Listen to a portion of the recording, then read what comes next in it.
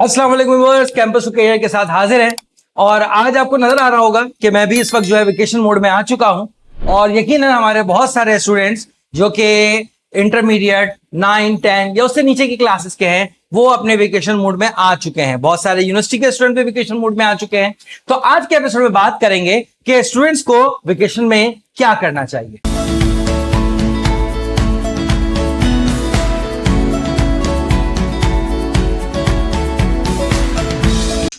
छुट्टियां हो गई हैं, हम सब वेकेशन मोड में आ गए हैं। छुट्टियों के बिल्कुल स्टार्ट में ही बकरीद आ गई। यकीनन गोश्त की तादाद भी घर में कुछ कम हो गई होगी, कुछ बारबेक्यू पार्टीज हो गई होंगी, कुछ होने वाली होंगी, कुछ पिकनिक्स और आउटिंग्स जो है वो प्लान हो गई होंगी, कुछ होने वाली होंगी। लेकिन क्या छुट्टियां सिर्फ इसी तरह की रैंडम तफरी का नाम है? क्या छुट्टियों में सिर्फ और सिर्फ हम मोबाइल यूज करेंगे, स्क्रीन स्क्रॉल करेंगे, रैंडम गेम्स खेलेंगे और इसके अलावा सिर्फ और सिर्फ अपना टाइम जाया करेंगे क्योंकि हम छुट्टियों पे हैं? तो ऐसा नहीं है। छुट्टियों का बेसिकली मतलब आपके रूटीन से ब्रेक है।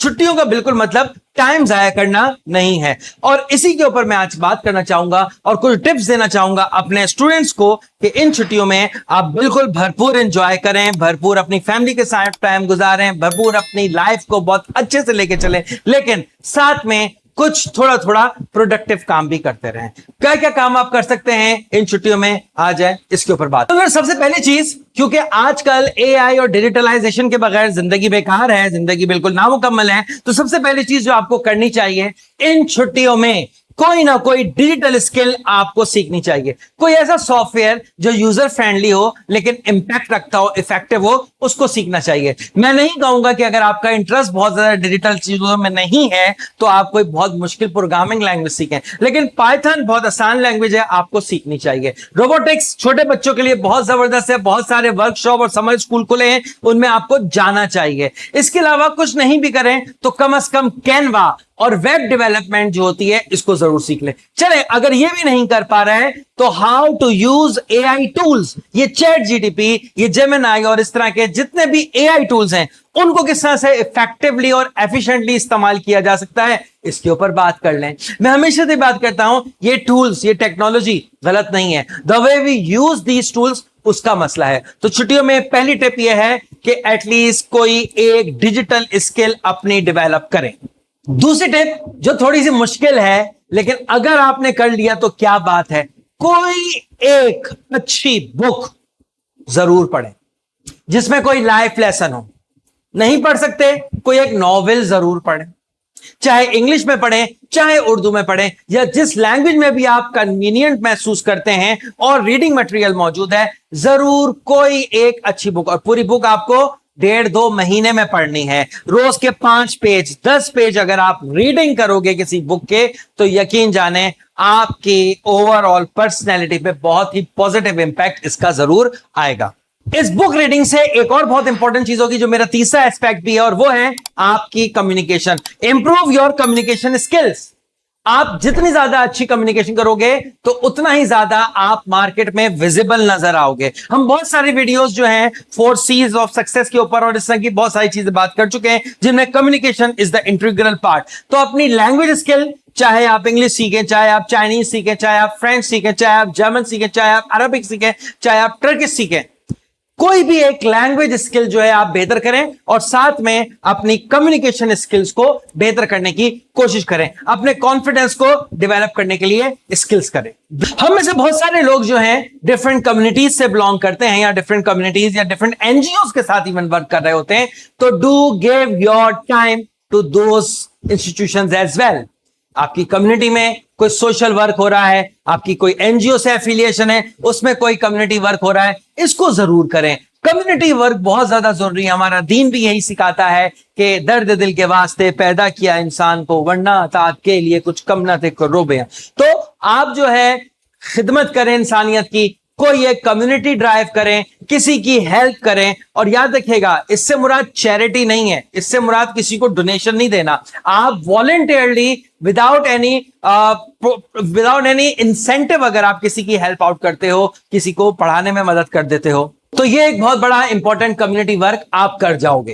एक और चीज जो इन छुट्टियों में आपने करनी है, उसके लिए एक मेरे पास भी आइटम है और वो है आपकी फिटनेस, आपने अपनी डिजिटल स्किल बेहतर कर ली, आपने अपनी कम्युनिकेशन स्किल बेहतर कर ली। मुझे बहुत तकलीफ होती है आज की यूथ को देख के, मुझे बहुत तकलीफ होती है आज के नौजवानों को देख के कि ना वो मेंटली तौर पे जो है बहुत ज्यादा स्मार्ट और फिट है, ना ही फिजिकली तौर पे हैं। तो एक्सरसाइज करें, वॉक करें, गेम खेलें, जो गेम आपको पसंद है। और याद रखिएगा, मोबाइल पे गेम की बात नहीं कर रहा। मैं बहुत ज्यादा भागता हूं, बहुत रनिंग करता हूं, मेरा वजन कम नहीं हो रहा क्योंकि मैं सबवे सर्फर पे भाग रहा हूं। असल में भागना शुरू करें तो आप देखें आपकी पर्सनैलिटी पे, आपकी ओवरऑल फिजिकल जो है, आपकी जो हेल्थ है उसके ऊपर, आपकी मेंटल हेल्थ पे बहुत ज्यादा फर्क पड़ेगा। इसके लिए एक इंपॉर्टेंट चीज करनी पड़ेगी, रात को सोना पड़ेगा, दिन में जागना पड़ेगा। एक बहुत ही अलमिया हमारे यहां है, छुट्टियों का मतलब यह है कि रात भर जागेंगे और दिन भर सोएंगे। इस प्रैक्टिस को खत्म करना पड़ेगा। किसी मेंटल एक्टिविटी के साथ साथ, डिजिटल एक्टिविटी के साथ साथ फिजिकल एक्टिविटी में इन्वॉल्व हो।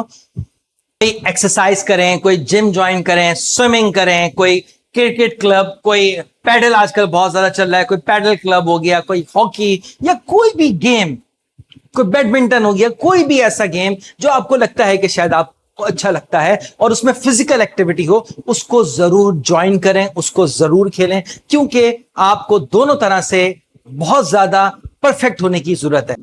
जिम जाने की बात हो, एक्सरसाइज करने की बात हो, गेम्स की बात हो, यकीनन अम्मा अब्बा के खर्चे की बात हो। तो अभी तो बहरहाल आप लोग स्टूडेंट हैं, अभी तो आप लोग यूथ में हैं, यंग है और यकीनन अपने पेरेंट्स के ऊपर डिपेंडेंट हैं।